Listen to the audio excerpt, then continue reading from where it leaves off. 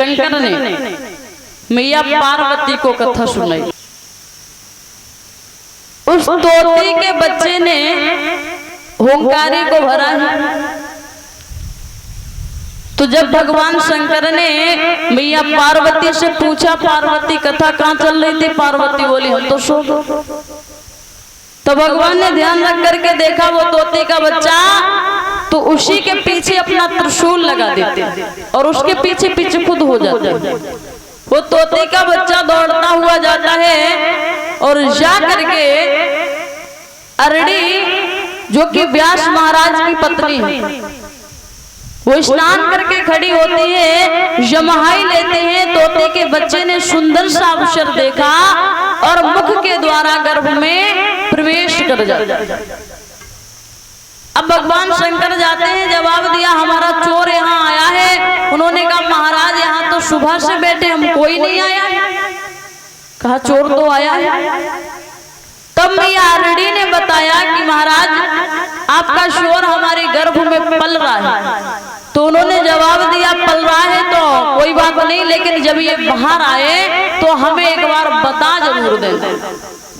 भगवान शंकर वहां से चले हैं, उसी उत्तराखंड के जंगल से जब गुजरते हैं, मैया पार्वती को साथ लिया और इस अमर कथा को श्राप दे दिया कि जो भी ध्यान मग्न होकर के सुनेगा उसे नींद आने लगेगी। अब जब 1-2 वर्ष नहीं 12 वर्ष व्यतीत होते, तब एक दिन मैया अरड़ी के पेट में दर्द होता है। व्यास जी महाराज जाते हैं, महाराज आपका चोर आने वाला है।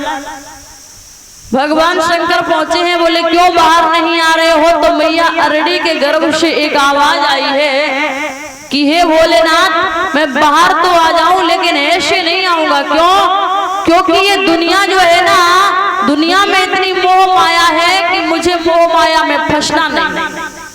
आप दुनिया को कुछ क्षण के लिए निर्मोही कर दो तो मैं बाहर आ जाऊं। भगवान शंकर ने एक क्षण के लिए दुनिया को निर्मोही किया और जैसे ही दुनिया को निर्मोही करते हैं उसी समय श्री सुखदेव जी महाराज का जन्म होता है।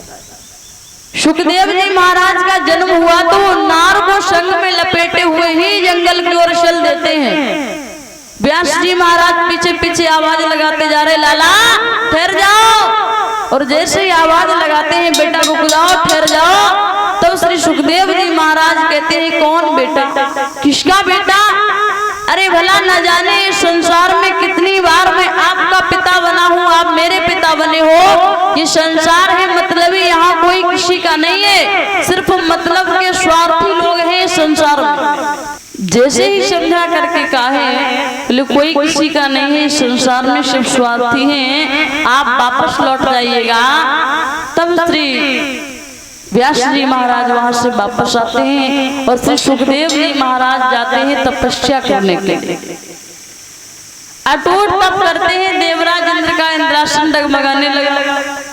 उसी समय इंद्र ने रंभा नाम की अप्सरा को भेजा है। रंभा ने तपस्या भंग करने का प्रयत्न किया है। श्री सुखदेव जी महाराज कहते हैं रंभा आप हमारी धर्म की माता लगती हो, इसलिए पुनः वापस लौट जाइए, नहीं तो श्राप दे देंगे तो भस्म हो जाओगे। रंभा चली जाती है। श्री सुखदेव जी महाराज वहां से उठते हैं और हरिहर गंगा के किनारे पहुंच जाते हैं, जहां 88,000 ऋषि उपस्थित हैं, बैठे हुए हैं और वही महाराज परीक्षित बालू का बिछौना लगाए बैठे।